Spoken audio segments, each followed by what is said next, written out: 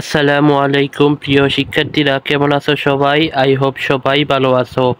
Easy এডুয়ের পক্ষ থেকে ষষ্ঠ শ্রেণীর গণিত বিষয়ের দশম অধ্যায় জ্যামিতিক আকৃতির গল্প, এই অধ্যায় আজকে পর্ব 3। গত প্রথম পর্ব এবং দ্বিতীয় পর্ব যারা দেখো নাই, তোমাদের দেখার সুবিধার্থে আমি ডেসক্রিপশন বক্সে সেই পর্বগুলোর লিঙ্ক দিয়ে দিব এবং আমাদের পূর্বে যে অধ্যায়ের উপর ভিডিও দেওয়া হয়েছে সেগুলোর প্লেলিস্টও আমি ডেসক্রিপশন বক্সে দিয়ে রাখবো। তোমরা চাইলে সেই অধ্যায়ের ওপর তোমরা ভিডিওগুলো করতে পারো। তো প্রিয় শিক্ষার্থীরা, তোমরা যারা 2024 সালে বার্ষিক পরীক্ষার সিলেবাস, নমুনা প্রশ্ন এবং যে নমুনা প্রশ্নের সমাধান পাও নাই, তার ডেসক্রিপশন বক্স চেক করো। আমি সেগুলো ডেসক্রিপশন বক্সে প্লেলিস্ট আকারে দিয়ে দিচ্ছি, তোমরা সেখান থেকে দেখে আসতে পারো। তো প্রিয় শিক্ষার্থীরা, আজকে আমরা আলোচনা করব তোমাদের বইয়ের 197 পৃষ্ঠার এখান থেকে। তো ভিডিও শুরু করার আগে তোমাদের কাছে একটি রিকোয়েস্ট, যারা এখনও আমাদের চ্যানেলটিকে সাবস্ক্রাইব করোনি দ্রুত সাবস্ক্রাইব করে নাও। গণিত সহ অন্যান্য বিষয়ের ভিডিও দেখে নিজেদের যোগ্যতা বাড়াও। তো প্রিয় শিক্ষার্থীরা, আর দেরি না করে আজকে ভিডিও মূল আলোচনায় চলে যাচ্ছি।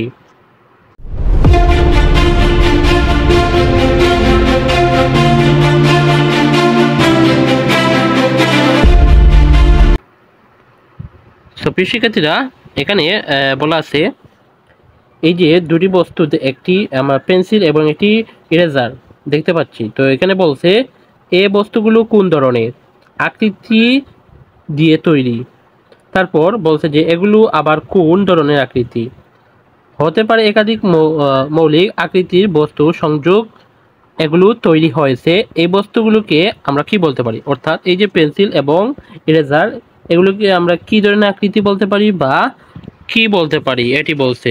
তারপর এখানে বলছে এগুলো যৌগিক আকৃতির বস্তু। এরকম আরো কোনো বস্তু কি তোমরা দেখেছো? চিন্তা করে বলো। তো প্রিয় শিক্ষার্থীরা, আমি এখন এগুলোর সমাধান তোমাদের দেখিয়ে দিব এবং ভিডিওটি প্রথম থেকে শেষ পর্যন্ত দেখবে। ভিডিওর শেষে একটি তোমাদের সুখবর দিব। তো প্রিয় শিক্ষার্থীরা, এই যে এখানে এর সমাধানটি এখানে দিয়ে দিচ্ছি, যে এইভাবে লিখবে সমাধান। চিত্রে সিলিন্ডার, বেলুন আকৃতি, পেন্সিল এবং আয়তাকার ঘনবস্তু রাবার দেখা যাচ্ছে। তবে সিলিন্ডার আকৃতি পেন্সিলটির উপরের অংশ কোণকে আকৃতি ও নিচের অংশ সিলিন্ডার। একইভাবে রবারের উপর অংশ কিছুটা বক্রাকার এবং নিচের অংশ আয়তাকার ঘনবস্তুর ন্যায়।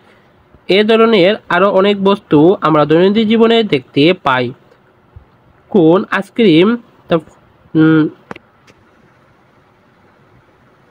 ফ্লাক্স, তারপর খাঁচা ইত্যাদি বিভিন্ন যৌগিক আকৃতির ঘনবস্তু রয়েছে। একাধিক মৌলিক আকৃতির বস্তুর সংযোগে এগুলো তৈরি হয়েছে বিধায় এগুলো যৌগিক ঘনবস্তু বলা হয়। শিক্ষার্থীরা, এই যে এগুলো আই হোপ তোমরা বুঝে গেছো। তো তারপর এখানে বলেছে এই যে চিত্র এখানে দেখতে পাচ্ছি, যে এবার এগুলো কোনটির সাথে কোনটি মিল নিচে বস্তুগুলো তৈরি করা যায় বলতো, অর্থাৎ কোনটি দিয়ে কোনটি তৈরি করা যায়। এখানে এই যে আমরা দেখতে পাচ্ছি যে এটিকে দিয়ে আমরা এই চিত্রগুলো তৈরি করতে পারি। তো এখন আমি এর সমাধানও তোমাদের দেখিয়ে দিচ্ছি। তো তোমরা এই যে দেখতে পাচ্ছ সমাধান। প্রথম চিত্রটি একটি কোণক, দ্বিতীয় চিত্রটি একটি সিলিন্ডার এবং তৃতীয় চিত্রটি একটি অর্ধগোলাকার। অর্থাৎ এই যে এটি হচ্ছে যে একটি সিলিন্ডার, এটি একটি কোণক, আর এই যে দ্বিতীয় চিত্র এটি একটি সিলিন্ডার এবং তৃতীয় চিত্র এটি হচ্ছে অর্ধগোলক। তো এটিকে আমরা মিলাই এই চিত্রটি পাবো। তো এই যেখানে দিয়েছে নামগুলো। তারপর এই যে অর্ধগোলক, কোণক এবং কোণা আইসক্রিমের ন্যায় আকৃতি, অর্থাৎ এগুলো মিলে আমরা কি পারবো, এই যে অর্ধগোলক এবং কোণ এই দুটি যদি আমরা মিলাই তাহলে আমরা পাবো কোণ আইসক্রিমের ন্যায় আকৃতি, অর্থাৎ আইসক্রিমের মতো পাবো। তারপর যদি আমরা এই অর্ধগোলক, সিলিন্ডার এগুলি করি তাহলে আমরা পাবো ক্যাপসুলের আকৃতি, অর্থাৎ একটি ক্যাপসুলের আকৃতি পাবো। এই ছিল এটির সমাধান। আই হোপ তোমরা বুঝতে পেরেছো। তো তারপর এখানে বলা আছে দুজন শিক্ষার্থী জ্যামিতিক আকৃতির নিচে আলোচনা করছে। আমি যে বস্তুটির কথা ভাবছি তার 6টি তল আছে। বলো তো এটা কোন আকৃতির বস্তু? 6টি তল, অর্থাৎ এই যে এখানে আমরা দেখতে পাচ্ছি এই যে কয়েকটি চিত্র দিয়েছে, এই চিত্রে 3টির মধ্যে কোন চিত্রটির তল 6টি আছে? তাহলে বলো তো প্রিয় শিক্ষার্থীরা, আমরা যদি এই রুবিক্স কিউবটি দেখি, এটির একটি তল, 2টি, 3টি, 4টি, 5টি, 6টি। এই রুবিক্স কিউবটির আমরা 6টি তল পাবো, এবং এই যে ঘনবস্তু এটিরও 6টি তল পাবো। তাহলে এই যে এখানে তারা ঠিক চিহ্ন দিয়ে দিচ্ছে যে এটি সঠিক এবং এটি সঠিক, কিন্তু এই যে বল, এটির কোনো তল নেই, এটির একটি তল আছে, শুধু বক্রতল। তাই শিক্ষার্থীরা বুঝতে পেরেছ। তারপর এখানে দেওয়া আছে বাম পাশে চিত্রগুলোর সাথে ডান পাশে শর্তগুলো মিলাও। অর্থাৎ এই যে এখানে ডান পাশে এই যে বাম পাশের চিত্রগুলো দেওয়া আছে, এই বাম পাশের চিত্রগুলোর সাথে আমাদের যে ডান পাশের তথ্যগুলো হচ্ছে এগুলো মিলাবো। তো এখানে তারা একটি দেখিয়ে দিয়েছে যে কিভাবে তোমরা এগুলো মিলাবে।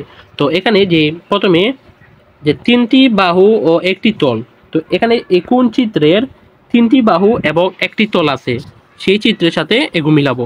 তো এটি হলো আমাদের এই যে এখানে 3টি বাহু, 1টি, 2টি, 3টি এবং একটি তল আছে। তো এইভাবে এগুলো মিলাতে হবে। তো আমি তোমাদের এখন এর নমুনা সমাধান দেখিয়ে দিচ্ছি। তো প্রিয় শিক্ষিতরা, যেহেতু 1 নাম্বার করে দিয়েছে তারা, এখন আমি তোমাদের 2 নম্বরটি দেখিয়ে দিই। 2 নম্বরে বলা ছিল 4টি বাহু ও একটি তল। তাহলে এখানে কোন চিত্রে 4টি বাহু এবং একটি তল আছে সেটি তোমাকে খুঁজে বের করতে হবে। তাহলে এই যে দেখতে পাচ্ছ এখান থেকে এই যে বাহু, এখানে ঘনবস্তু, এখানে হলো 4টি বাহু, 1 2 3 4, আর এবং একটি তল আছে, তাহলে এটির সাথে এটি মিলাবে। তারপর 3 নাম্বার বলছে 6টি তল এবং প্রত্যেকটি তল সমান। 6টি তল এবং প্রত্যেকটি তল সমান। তো এখানে কোন চিত্রের 6টি তল এবং প্রতিটি তল সমান হবে? তো এখানে এই যে তারা দাগ দিয়ে দেখিয়ে দিয়েছে যে এখানে যে এই চিত্রটি, এখানে 6টি তল আছে এবং প্রতিটি তল সমান। আই হোপ তোমরা বুঝতে পেরেছো। এইভাবে তোমরা এইসব চিত্রগুলো মিলাতে হবে। তারপর বলছে একটি আবদ্ধ বক্ররেখা ও একটি তল। একটি আবদ্ধ বক্ররেখা এবং একটি তল।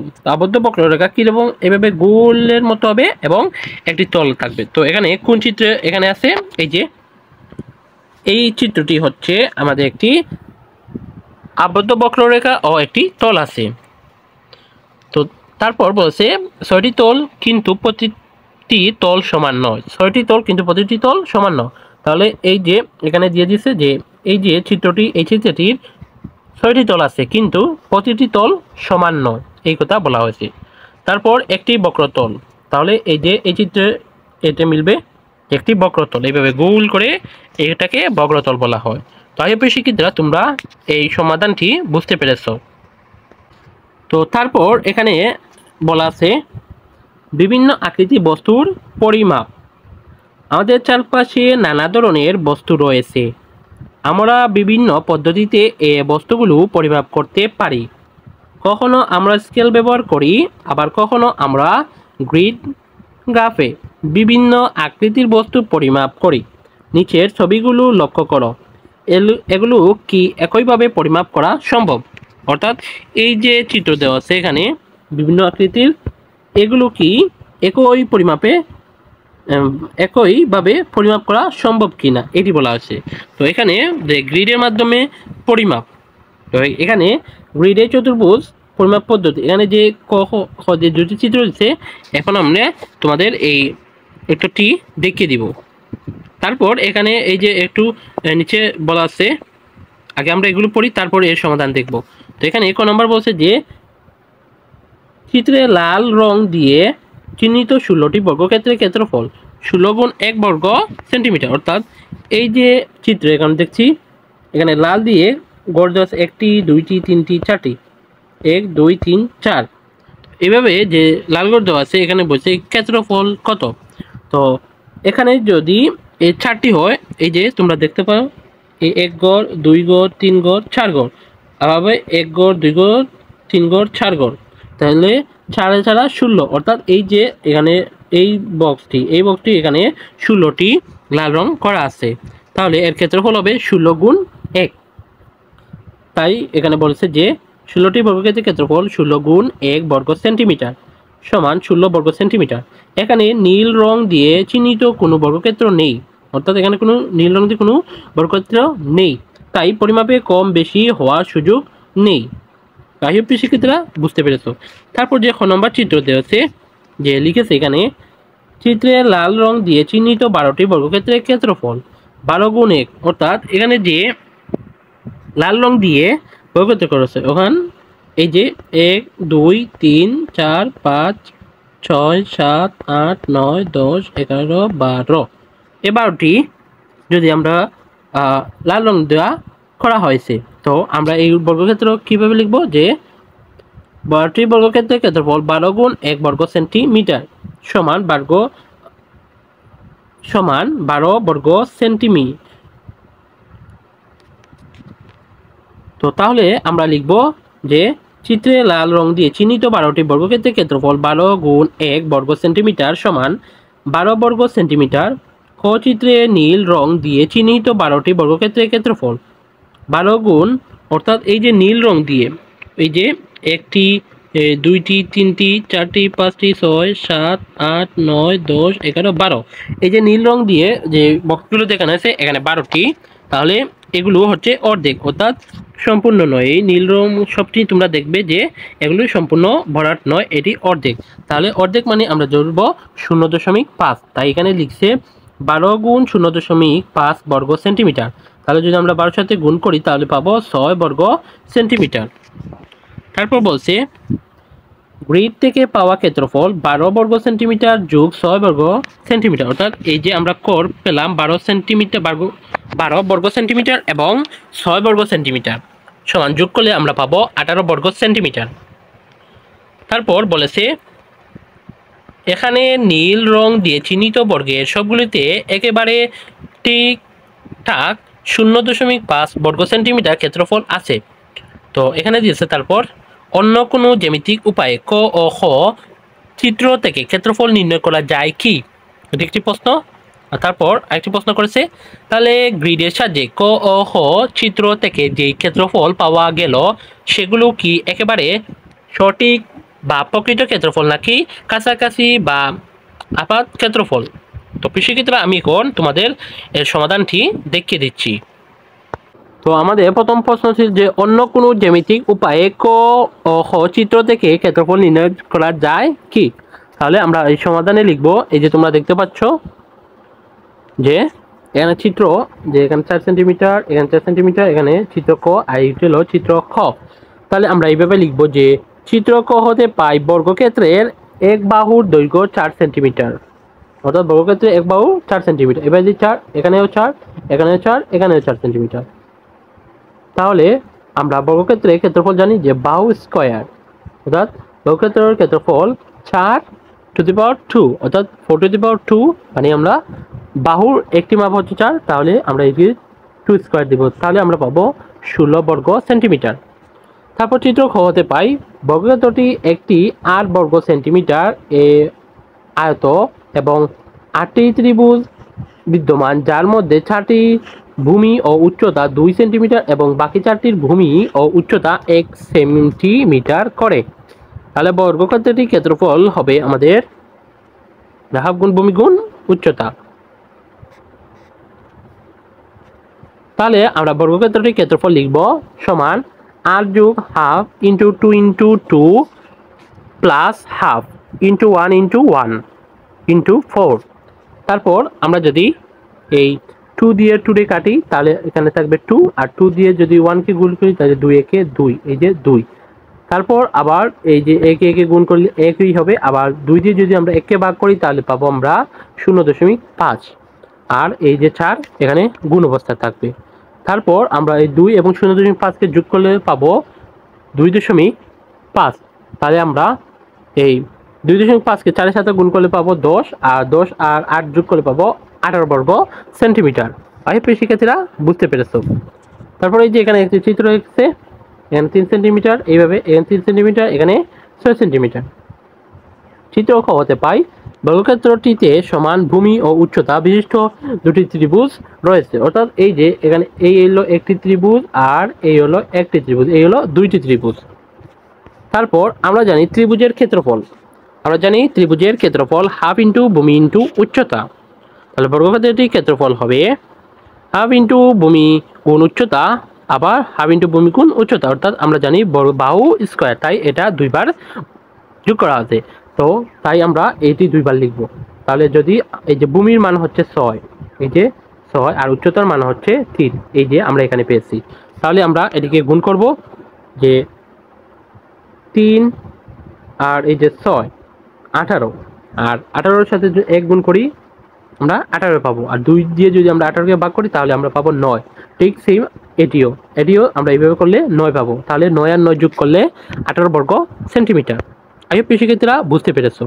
তো তারপরে প্রশ্নটি ছিল, তাহলে গ্রিডের সাহায্যে ক ও খ চিত্র থেকে যেই ক্ষেত্রফল পাওয়া গেল সেগুলো কি একেবারে ঠিক বা প্রকৃত ক্ষেত্রফল নাকি কাছাকাছি বা আবাদ ক্ষেত্রফল? তো এর সমাধান হবে উক্ত জ্যামিতিক পদ্ধতি ব্যবহার করে প্রাপ্ত ক্ষেত্রফল এবং গ্রিড পদ্ধতি ব্যবহার করে নির্ণয় ক্ষেত্রফল একই। সুতরাং গ্রিডের সাহায্যে প্রাপ্ত ফলাফল একেবারে সঠিক বা প্রকৃত ক্ষেত্রফল নির্দেশ করে। তো কৃষিক্ষেত্রা এই ছিল এটির সমাধান। আই হোপ তোমরা বুঝতে পেরেছ।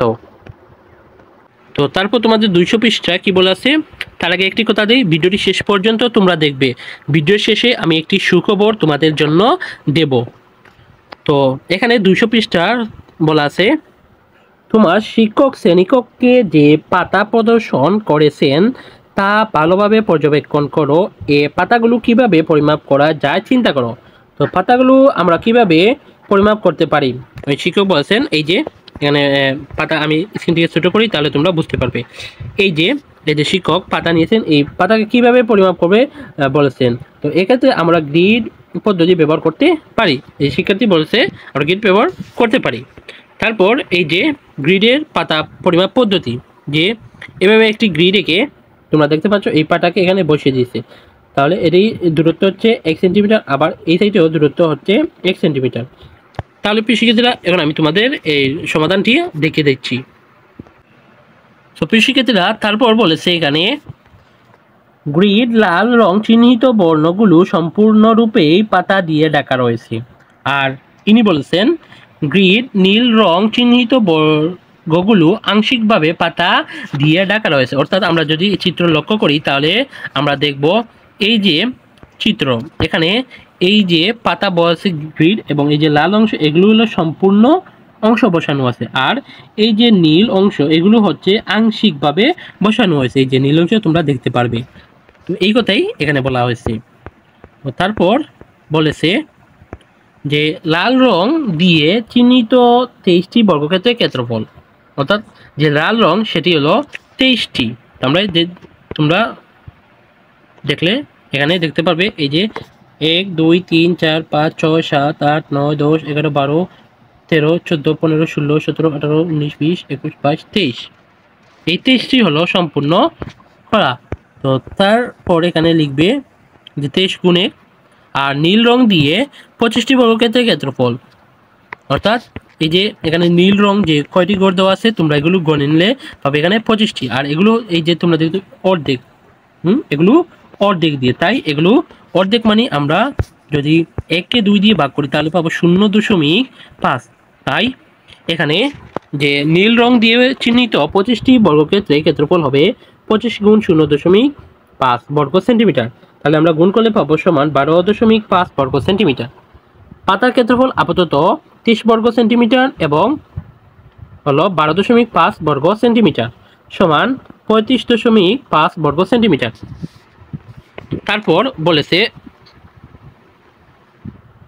কিন্তু নীল রং দিয়ে চিহ্নিত বর্গের সবগুলি একেবারে ঠিকঠাক 0.5 বর্গ সেমি ক্ষেত্রফল নেই।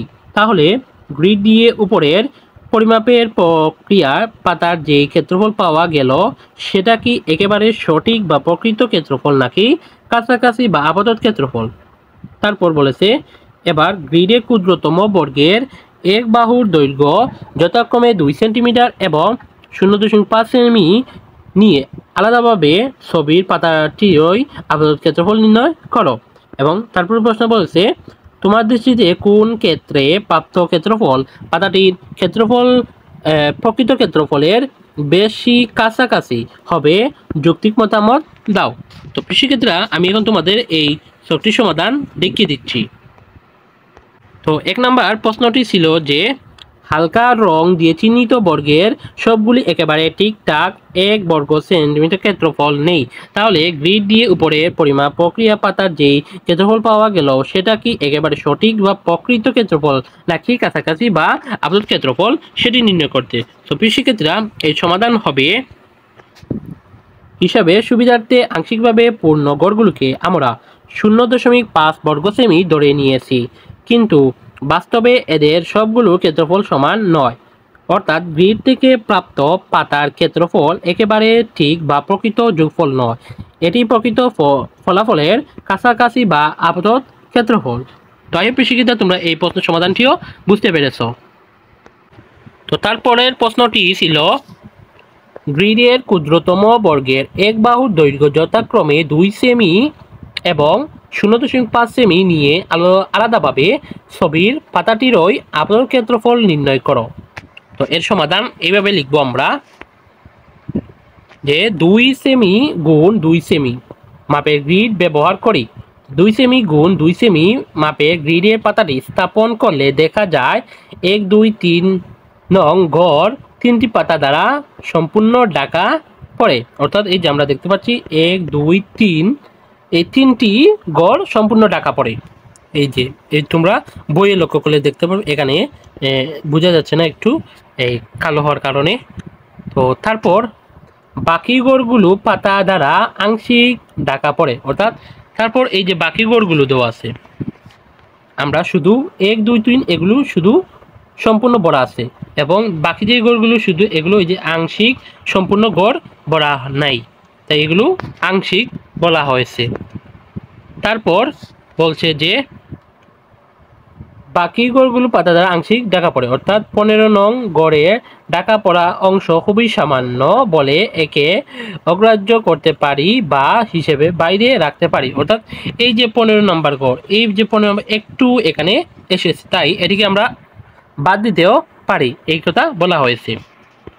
তো তারপর লিখবো আমরা এখানে একটি গ্রিডের ক্ষেত্রফল, তারপর ক্ষেত্রফল 2 গুণ 2, অর্থাৎ আমরা এই যে এখানে লক্ষ্য করি, এখানে এই যে এই গড় থেকে এই গড়ের ক্ষেত্রফল হচ্ছে 2 সেন্টিমিটার, আবার এখান থেকে এখানে ক্ষেত্রফল হচ্ছে 2 সেন্টিমিটার, তাই এর ক্ষেত্রফল হবে 2 গুণ 2। অর্থাৎ যেহেতু এটি একটি বর্গক্ষেত্র, তাই এটিকে 2 গুণ 2 বর্গ সেন্টিমিটার, তাহলে আমরা গুণ করলে 4 বর্গ সেন্টিমিটার পাবো। এবং অর্ধগড়ের ক্ষেত্রফল, যে অর্ধগড়গুলো দেওয়া আছে, এই অর্ধগড়গুলো এখানে আমরা গুণ দিব 0.5 গুণ 4 সমান 2 বর্গ সেন্টিমিটার। তাই প্রিয় শিক্ষার্থীরা বুঝতে পেরেছ। তো তারপর আমরা এভাবে লিখব, তাহলে 3টি পূর্ণগড়ের ক্ষেত্রফল 3 গুণ 4 সমান 12 বর্গ সেমি এবং 11টি অর্ধগড়ের ক্ষেত্রফল 2 গুণ 11 সমান হবে 22 বর্গ সেমি। সুতরাং পাতার ক্ষেত্রফলের আপাতত পরিমাণ 12 যোগ 22 সমান 34 বর্গ সেমি। এবং তারপর আমরা লিখব 0.5 সেমি গুণ 0.5 সেমি গ্রিড ব্যবহার করে 0.5 সেমি গুণ 0.5 সেমি গ্রিড ব্যবহার করলে একটি পূর্বগড়ের ক্ষেত্রফল।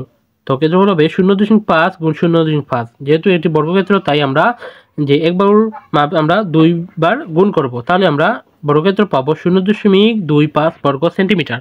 তো এই যে এখানে গ্রিডের সাহায্যে এই পাতাগুলো দেখানো হয়েছে তোমাদের, এই যে এখানে দেখতে পাচ্ছ। তো তারপর এখানে লিখবে তোমরা একটি অর্ধগড়ের ক্ষেত্রফল, অর্থাৎ অর্ধগড়ের ক্ষেত্রফল হবে 1/2 ইন্টু 0.25 বর্গ সেন্টিমিটার। তাহলে এটি যদি আমরা গুণ করি, এই একের সাথে এগুলো গুণ করলে পাবো, আর 2 দিয়ে ভাগ করব, তাহলে আমরা পাবো 0.125 বর্গ সেন্টিমিটার। তারপর লিখব উপরের চিত্র হতে গণনা করে দেখা যায় পাতাটি দ্বারা ঢাকা পড়া পূর্ণ গড়ের সংখ্যা 132টি এবং অর্ধ বা আংশিক পূর্ণ গড়ের সংখ্যা হবে 37টি। 132টি পূর্ণ গড়ের ক্ষেত্রফল 132 গুণ 0.25, এটি গুণ করলে আমরা পাবো 33 বর্গ সেন্টিমিটার। 37টি অর্ধপূর্ণ গড়ের ক্ষেত্রফল সমান 37 গুণ 0.2125 গুণ করলে পাবো 4.625 বর্গ সেন্টিমিটার।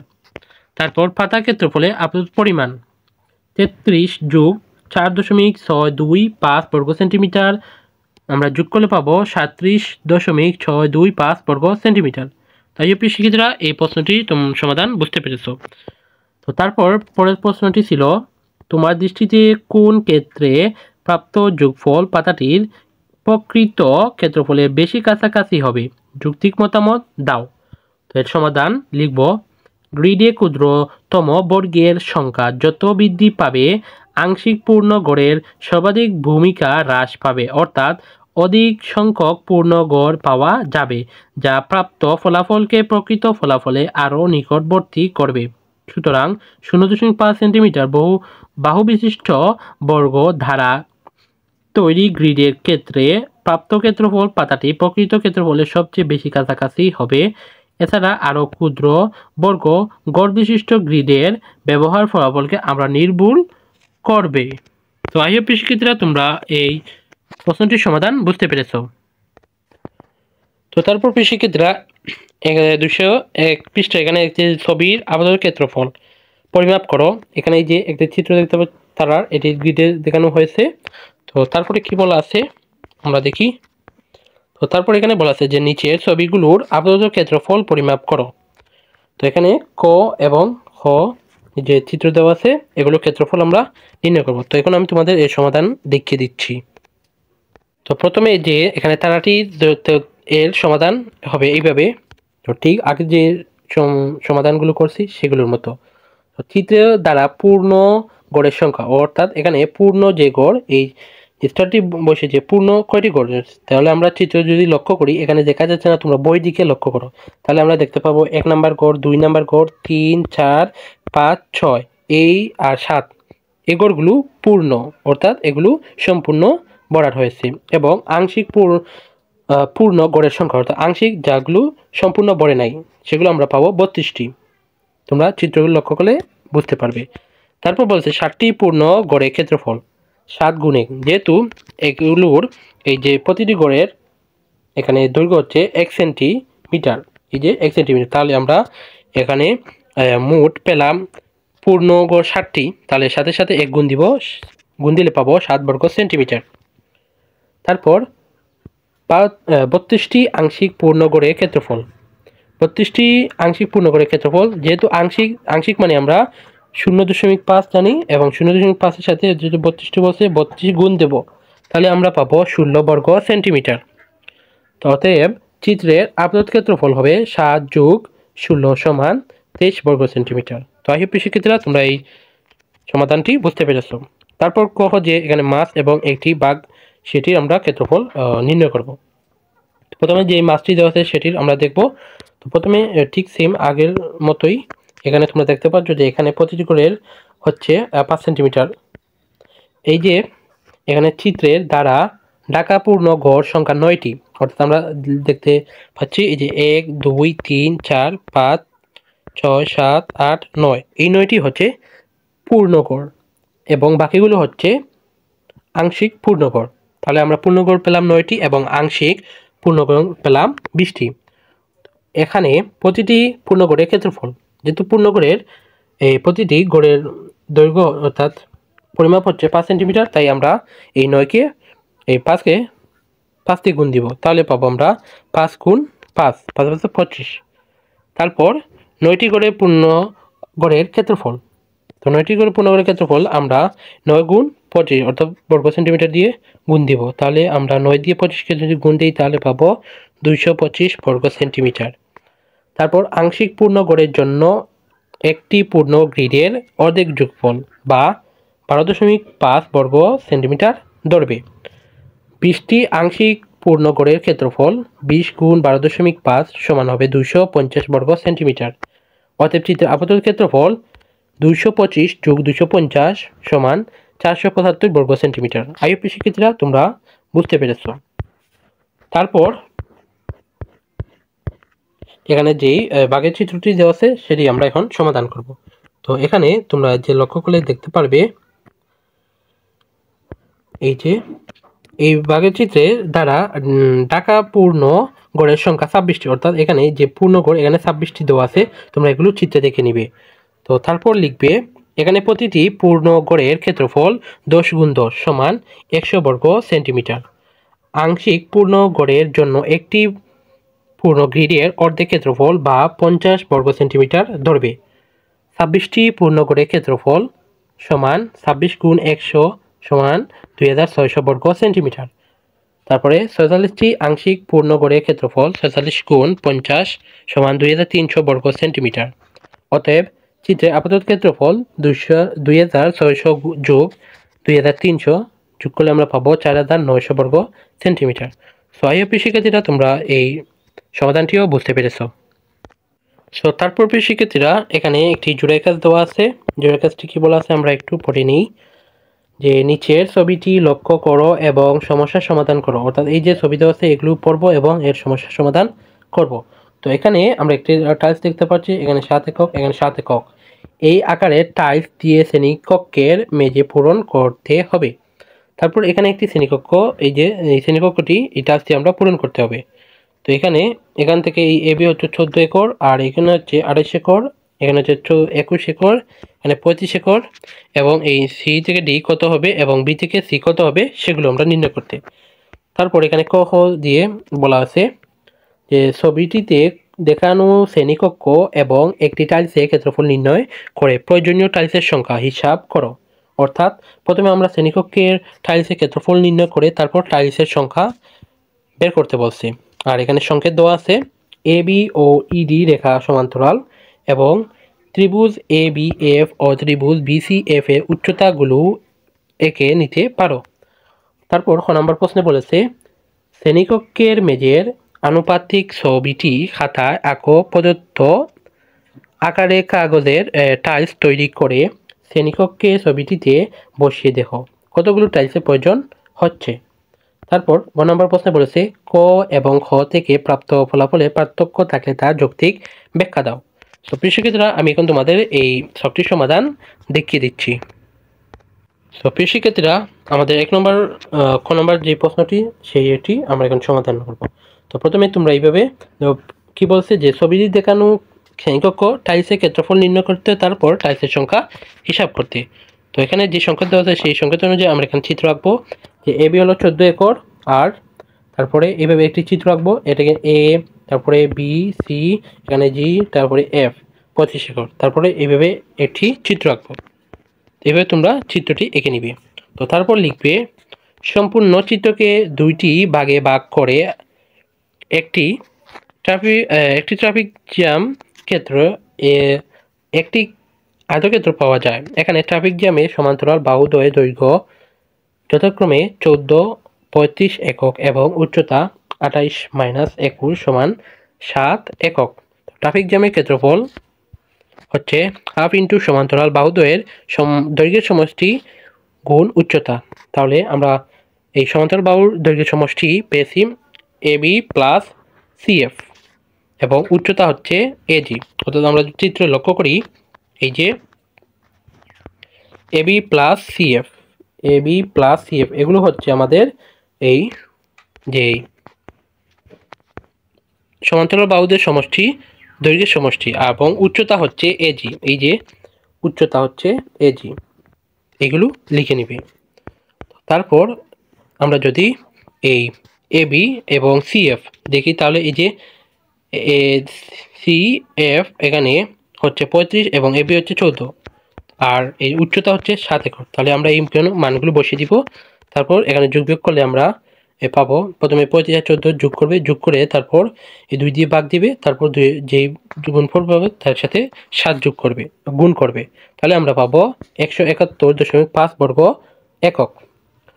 তারপর লিখব আবার আয়তক্ষেত্রের দৈর্ঘ্য ও প্রস্থ যথাক্রমে 25 একক ও 21 একক।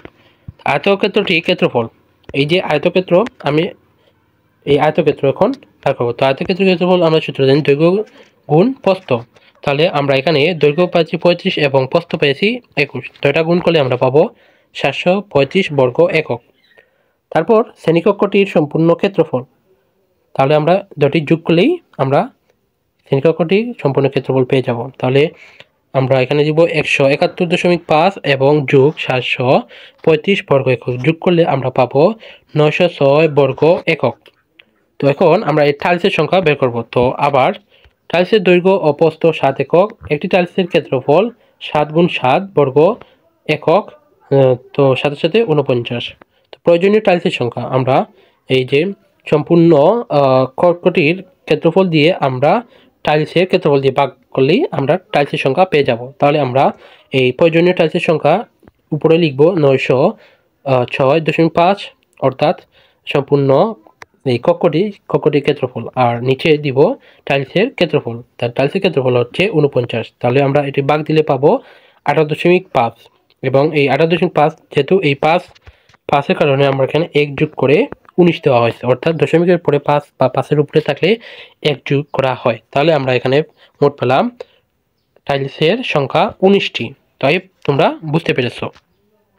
তো তারপর খ নাম্বার প্রশ্নে বলা ছিল শ্রেণীকক্ষের মেঝে আনুপাতিক ছবিটি খাতায় আঁকো, প্রদত্ত আকারে কাগজে টাইলস তৈরি করে শ্রেণীকক্ষের ছবিটিতে বসিয়ে দেখো কতগুলো টাইলসের প্রয়োজন হয়। তো আমি এখন তোমাদের এই সমাধানটিও দেখিয়ে দিচ্ছি। তো এই যে প্রথমে তোমরা এভাবে লিখবে টাইলসটি 7 একক 7 একক, তারপর এখানে লিখবো পাশের চিত্র হতে পাই প্রয়োজনীয় টাইলসের সংখ্যা 20টি, তবে এক্ষেত্রে 4টি টাইলস পুরোপুরি ব্যবহৃত হয়নি। অর্থাৎ এই যে 4টি টাইলস, এই 4টি টাইলস পুরোপুরি ব্যবহার হয়নি এই কথা বলা হয়েছে। তাই হোক তোমরা খ নম্বর চিত্রটিও বুঝতে পেরেছো। তো তারপর গ নম্বর চিত্রে গ নম্বর প্রশ্নে কি বলা আছে, ক এবং খ থেকে প্রাপ্ত ফলাফলের পার্থক্য থাকলে তার যৌক্তিক ব্যাখ্যা দাও। তো প্রিয় ক্ষেত্রে আমি এখন তোমার গ নম্বর প্রশ্নের সমাধানও দেখিয়ে দিচ্ছি। তো তোমরা গ নম্বর সমাধান এইভাবে লিখবে, ক এবং খ এর থেকে প্রাপ্ত ফলাফলে ভিন্নতা রয়েছে, এর কারণ ক থেকে ক্ষেত্রফলের সাপেক্ষ টাইলসের সংখ্যা নির্ণয় করা হয়েছে যা অধিক সঠিক ক্ষেত্রফল দেয়। অপরদিকে খ থেকে প্রাপ্ত ফলাফল পাশাপাশি টাইলস বসিয়ে নেওয়া হয়েছে, যার ফলে কিছু টাইলসের একাংশ ব্যবহৃত হয়নি। অর্থাৎ ক থেকে প্রকৃত ফলাফল এবং খ থেকে আপাতত ফলাফল নির্ণয়ের চেষ্টা করা হয়েছে, ফলে ফলাফলের মধ্যে পার্থক্য সৃষ্টি হয়েছে। প্রিয় শিক্ষার্থীরা তোমরা গ নম্বর প্রশ্নের সমাধানটিও বুঝতে পেরেছ। প্রিয় শিক্ষার্থীরা এই ছিল তোমাদের এই যে জোড়া কাজটির সমাধান। তোমরা বুঝতে পেরেছ। তারপর একটি একক কাজ দেওয়া আছে, এখানে বলেছে একটি সমকোণী ত্রিভুজের বাহু 3টি দৈর্ঘ্য 5 সেন্টিমিটার, 12 সেন্টিমিটার এবং 13 সেন্টিমিটার। তো ক নম্বর প্রশ্নে বলেছে আনুপাতিক চিত্র অঙ্কন করো, এবং খ নম্বর চিত্রে বলেছে সমকোণী বিন্দু থেকে বিপরীত বাহুর ওপর অঙ্কিত লম্বের দৈর্ঘ্য নির্ণয় করো। তো প্রিয় শিক্ষার্থীরা আমি এখন তোমাদের এই যে একক কাজ, সেই একক কাজটির সমাধানও তোমাদের দেখিয়ে দিচ্ছি। তো প্রথমে ক নম্বর প্রশ্নে বলা ছিল আনুপাতিক চিত্র অঙ্কন করো, অর্থাৎ এই যে এখানে তথ্য দিয়েছে যে 3টি বাহু দিয়ে আমরা ত্রিভুজ আঁকবো। তো এখানে ত্রিভুজ এবিসি এবি সমান 5 সেন্টিমিটার, বিসি সমান 12 সেন্টিমিটার এবং সি এ 13 সেন্টিমিটার, এগুলো তোমাদের উদ্দীপকে দেওয়া আছে, তোমরা বই বের করলে দেখতে পারবে। তো এখানে আমরা ত্রিভুজ আঁকবো এগুলো দিয়ে। তো এই যে এখানে ত্রিভুজ এঁকেছি আমরা এবিসি। তো এবি হচ্ছে 5 সেন্টিমিটার এবং বিসি হচ্ছে 12 সেন্টিমিটার এবং এসি হচ্ছে 13 সেন্টিমিটার।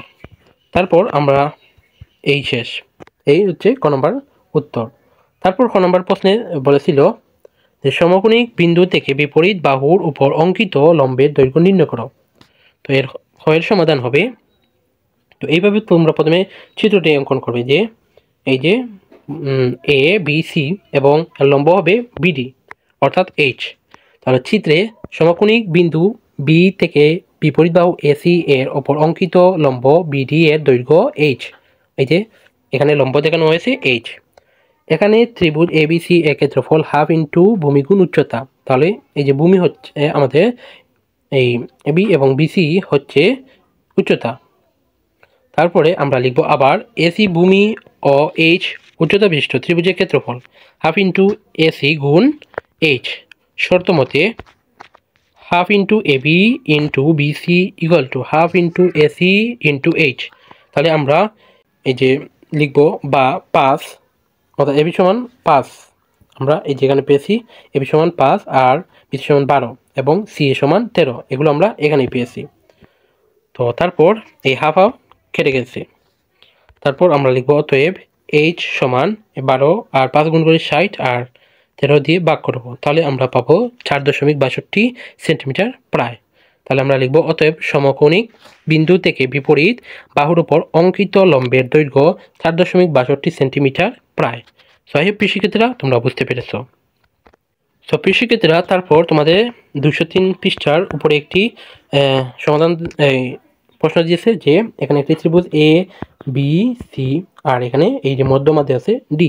তো চিত্রে এবিসি ত্রিভুজের বিডি অর্থাৎ এই বিডি হচ্ছে মধ্যমা, বিসি বাহুর দৈর্ঘ্য এডি এর দ্বিগুণ, অর্থাৎ এই যে বিসি বাহু, এই বিসি বাহু হচ্ছে এডি এর দ্বিগুণ, অর্থাৎ এডি এন থেকে অতটুকু, এটি এন থেকে অতটুকু, অর্থাৎ দ্বিগুণ।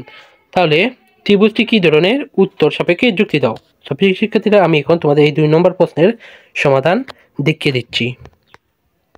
সব শিক্ষার্থীরা এবার তোমরা লিখবে যে ত্রিভুজ এ বি সি বিডি মধ্যমা হলে এডি সমান সিডি, অর্থাৎ এই এ থেকে ডি যতটুকু, সি থেকে ডি ততটুকু, অর্থাৎ সমান, অর্থাৎ এসি সমান 2AD, অর্থাৎ এই এসি যে বাহু, এই এসি বাহু হচ্ছে সমান 2AD, অর্থাৎ 2 গুণ, এডির 2 গুণ।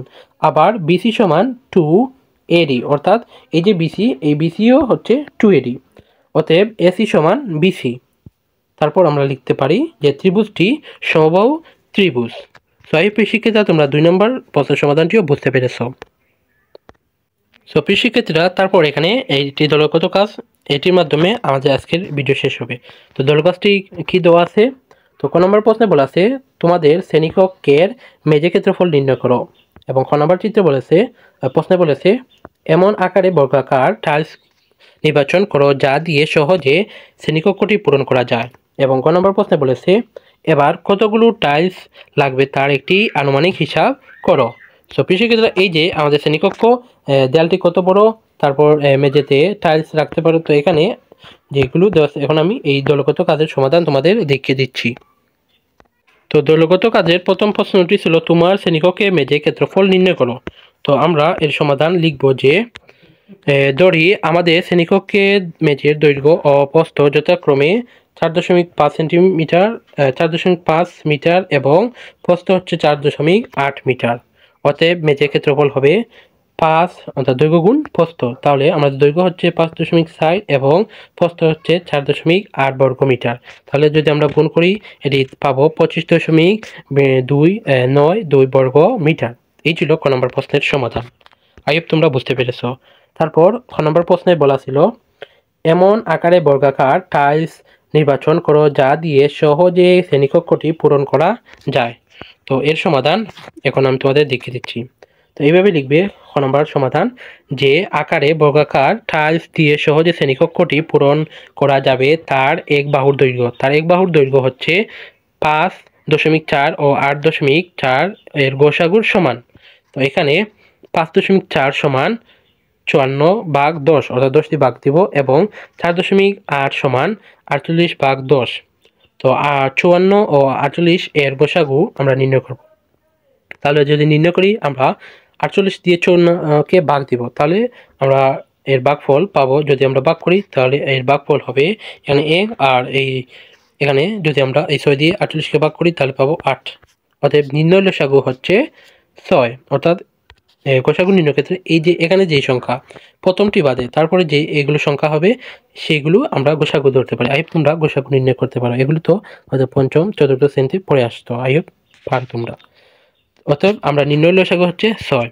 তো অতএব লিখব বর্গাকার টাইলসের এক বাহুর দৈর্ঘ্য 6 ভাগ দিব 10, তাহলে পাবো আমরা 0.6 মিটার।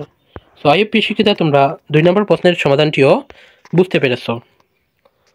তো তারপর গ নাম্বার প্রশ্নে বলা আছে এবার কতগুলো টাইলস লাগবে তার একটি আনুমানিক হিসাব করো, অর্থাৎ যে শ্রেণীকক্ষটি সেই শ্রেণীকক্ষ কতগুলো টাইলস লাগবে তার আনুমানিক এই হিসাব বলতে বলেছে। তো আমরা এখানে লিখব এইভাবে যে এখানে বর্গাকার টাইলসের ক্ষেত্রফল 0.6 গুণ 0.6, অর্থাৎ এই যে ক্ষেত্রফল পেয়েছি আমরা 0.6, এই 0.6কে 2 বার গুণ করব। তো তো 2 গুণ করলে আমরা পাবো 0.36 বর্গ মিটার। অতএব টাইলসের সংখ্যা মেঝের ক্ষেত্রফল ভাগ টাইলসের ক্ষেত্রফল। তাহলে আমরা মেঝের ক্ষেত্রফল পেয়েছি 25.92 এবং টাইলসের ক্ষেত্রফল পেয়েছি 0.34 অর্থাৎ 3/6। তাহলে যদি আমরা ভাগ করি তাহলে পাবো 72টি। সো আই হোপ শিক্ষিতরা তোমরা এই জোড়া কাজ দলগত কাজটি বুঝতে পেরেছো। তারপর এই সবটির মাধ্যমে আজকের ভিডিও আমাদের শেষ হবে। তো এখানে বলেছে আমাদের শ্রেণীকক্ষ দেয়ালটি কত বড়, এবং এই যে এখানে আমরা দেখতে পাচ্ছি এখানে তাদের দেয়াল মাপছে। তো এখানে যে কর্মপত্র পড়ার ঘর মেপে দেখি। তো এখানে যে শখটি এই শখটি সমাধান করলে আমাদের আজকের ভিডিও এখানে শেষ হবে। তো তোমার পড়ার ঘরটি মেঝে ক্ষেত্রফল কত আমরা এখানে লিখব। তারপর এই মেঝেতে সম্ভাব্য কতটি টাইলস লাগবে, অতিরিক্ত সহ টাইলসের আকার পছন্দ মতো নির্ধারণ করো। তাহলে এটি আমরা এখানে লিখব। তারপর বলছে শ্রেণীকক্ষের ভিতরে ছাদ সহ কতটুকু জায়গা রং করতে হবে, পরিমাপ ও হিসাব সম্পন্ন করতে প্রয়োজন সহায়তা নিবে। সো শিক্ষার্থীরা আমি এখন তোমাদের এই সবটির সমাধান দেখিয়ে দিচ্ছি। তো আমরা এটি এইভাবে সমাধান করব যে ধরি আমার পড়ার ঘরের মেঝের দৈর্ঘ্য ও প্রস্থ যথাক্রমে 3.2 মিটার এবং 2.8 মিটার, এর উচ্চতা 3 সেন্টিমিটার এবং টাইলসের আকার নির্ধারণ জন্য 3.2 এবং তারপর 2.8 এর গোসাগু নির্ণয় করি। তাহলে আমরা এখানে যদি এই 3.2কে 10 দিয়ে ভাগ করি আর 2.8কে 10 দিয়ে ভাগ করি তাহলে আমরা পাবো এই 10/32। তাহলে আমরা 3.2 পাবো। আবার এইকে আমরা 10 দিয়ে ভাগ করলে 2.8 পাবো। তারপর আমরা লিখব এইভাবে যে 32 ও 28-এর গোসাগু নির্ণয়। তাহলে যদি আমরা গোসাগু নির্ণয় করি তাহলে পাবো এই যে 28কে যদি আমরা 32 তাহলে একবার যাবে 28, আর 32 থেকে 28 বিয়োগ দিলে আমরা পাবো 4। তাহলে আবার 4 দিয়ে এই 28কে আবার ভাগ দিব। তাহলে আমরা ভাগ দিলে পাবো 7 বার, আর ভাগশেষ 0। অতএব নির্ণয় গোসাগু হবে 4। তো অতএব বর্গাকার টাইলসগুলোর বাহুর দৈর্ঘ্য 4 ভাগ হচ্ছে 10 সমান পাবো 0.4 মিটার। তাহলে আমরা লিখব যে অর্থাৎ 0.4 গুণ 0.4 আকারে বর্গাকার টাইলস দিয়ে সহজে মেঝেটি ঢাকা যাবে। এতে কোনো টাইলস অতিরিক্ত থাকবে না। তাই যে কোনো আকারে 0.5 গুণ 0.5 টাইলস নিয়ে মেঝেটি ঢাকার উদ্যোগ নেওয়া হলো। তাহলে আমরা এই শখটি এভাবে সমাধান করব যে তোমার পড়ার টেবিল মেঝের ক্ষেত্রফল হবে 3.2 গুণ 2.8 বর্গ মিটার। তাহলে আমরা গুণ করলে পাবো 8.96 বর্গ মিটার। তারপর বলছে যে এই মেঝেতে সম্ভাব্য কতটি টাইলস লাগবে অতিরিক্ত সহ। তাহলে আমরা এটা এইভাবে লিখবো যে 8.96 ভাগ 0.5 গুণ 0.5 সমান 35.84। অতএব আমরা এই 84 যেহেতু একটি লাগবে সেই আমরা 1 যোগ করে নিব। তার দশমিক পরে দশমিক থাকলে আমরা 1 যোগ করে নিব। তাহলে আমরা পাবো 36টি। তারপর পড়ার ঘরটির ভিতরে ছাদ সহ কতটুকু জায়গা রং করতে হবে। তাহলে আমরা লিখব যে এইভাবে 2 গুণ 3.2 গুণ 3 যোগ 2 গুণ 2.8 গুণ 3 যোগ 8.96 সমান 44.96 বর্গ সেন্টিমিটার। তারপর লিখব মেঝে এবং ছাদের ক্ষেত্রফল একই হওয়া ছাদের ক্ষেত্রফল 8.96 বর্গ মিটার। প্রিয় শিক্ষার্থীরা তোমরা বুঝতে পেরেছ। প্রিয় শিক্ষার্থীরা এই ছিল এই সবটির সমাধান।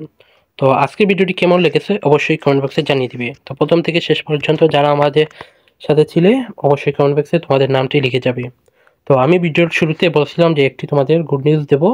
তো সেই গুড নিউজটি হলো গতকাল তোমাদের একটি নোটিশ দেওয়া আছে শিক্ষা বোর্ড থেকে। তো সেই শিক্ষা বোর্ডের নোটিশটি আমি একটি ভিডিও করেছি, সেই ভিডিও লিঙ্ক ডেসক্রিপশন বক্সে দিয়ে রাখবো। এবং সেই ভিডিওতে আমি এই যে নোটিশ দেওয়া আছে সেই নোটিশে বলা ছিল যে তোমাদের যেই বার্ষিক পরীক্ষা 2024 সালে যে সিলেবাস দেওয়া হয়েছে সেই সিলেবাসের যে যতটুকু অংশ তোমাদের স্কুলে পড়ানো হবে সেই অংশ থেকেই পরীক্ষা নেওয়া হবে। অর্থাৎ তোমাদের যেই সিলেবাস দেওয়া আছে সেগুলো যদি স্কুল কর্তৃপক্ষ সম্পূর্ণ না করাতে পারে তাহলে যতটুকু সিলেবাস শেষ করা হবে সেই ততটুকুর উপরেই তোমাদের বার্ষিক পরীক্ষা নেওয়া হবে। এখন তোমাদের যে প্রশ্নগুলো হবে সেটি তোমাদের নিজ বিদ্যালয়ের শিক্ষকগণ করবে, এটি কোনো বোর্ড থেকে প্রশ্ন হবে না। তো এই ছিল তোমাদের গুড নিউজ, অর্থাৎ তোমাদের স্কুলে যদি সম্পূর্ণ সিলেবাস পড়ানো হয় তাহলে সম্পূর্ণই সিলেবাসের উপর পরীক্ষা নেওয়া হবে, যদি অর্ধেক পড়ানো হয় অর্ধেকের উপর পরীক্ষা নেওয়া হবে। তো এটি তোমাদের স্কুলের বিষয়। তো এই ছিল তোমাদের গুড নিউজটি। তো ভিডিওটি কেমন লেগেছে অবশ্যই কমেন্ট বক্সে জানিয়ে দেবে, এবং বাংলাদেশের কোন জেলা থেকে আমাদের ভিডিওগুলো দেখে অবশ্যই কমেন্ট বক্সে জানিয়ে। তো পরবর্তীতে আমরা তোমাদের 104 পৃষ্ঠা এখান থেকে আলোচনা করব। তো সেই ভিডিও দেখার আমন্ত্রণ জানিয়ে আজকের ভিডিও এখানে শেষ করছি। ভিডিও শেষ করার আগে যারা তোমাদের 2024 সালে বার্ষিক পরীক্ষার সিলেবাস, নমুনা প্রশ্নের সমাধান পাওনি, দুটো চ্যানেল থেকে সাবস্ক্রাইব করে আমাদের চ্যানেলে প্লেলিস্ট তৈরি করা আছে, তোমরা সেখান থেকে দেখে আসতে পারো। তো নেক্সট পর্ব দেখার আমন্ত্রণ জানিয়ে আজকের ভিডিও এখানে শেষ করছি। সবাই ভালো থাকো, সুস্থ থাকো, আল্লাহ হাফেজ।